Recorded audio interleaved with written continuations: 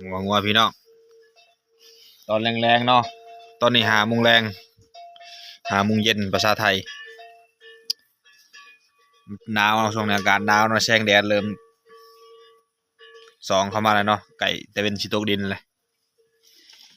อากาศหนาวแห้งช่วงนี้งัวก็มาพิงไผ่เลยนี่ตอนแรงๆเนาะ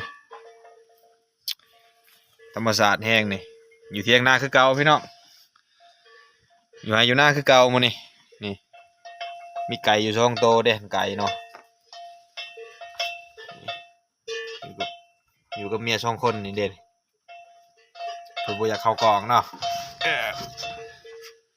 กองแตก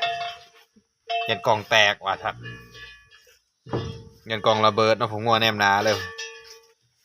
บรรยากาศธรรมชาติแห้งเลยนี่อยู่ไหนอยู่หน้าคือเก่าพี่น้องบ่มีหยังหลายนี่กินเป๊ปซี่เนาะนี่คือเที่ยงนาเฮานี่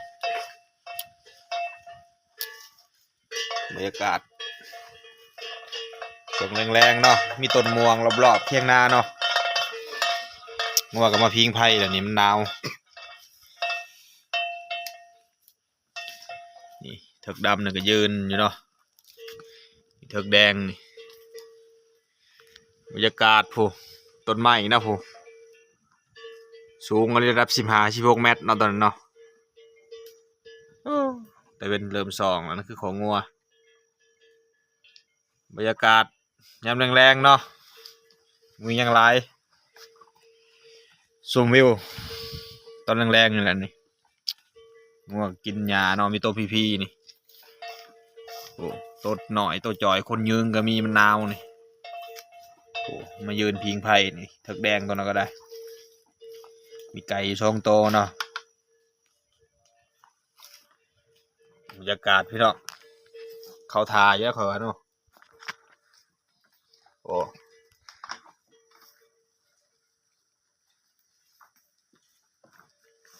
พิงไฟตอนแรง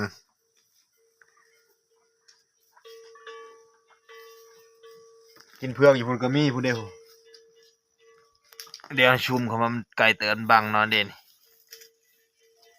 กินเพื่องอยู่พุ่นเนาะอยู่ทางใต้พุ่นก็มีอีกผู้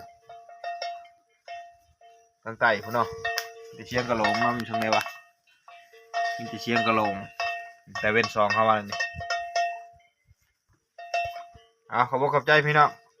14อัปเดตให้เบิ่งเนาะสถานการณ์บ้านเฮาบ้านเมืองเฮาช่วงนี้อากาศก็หนาว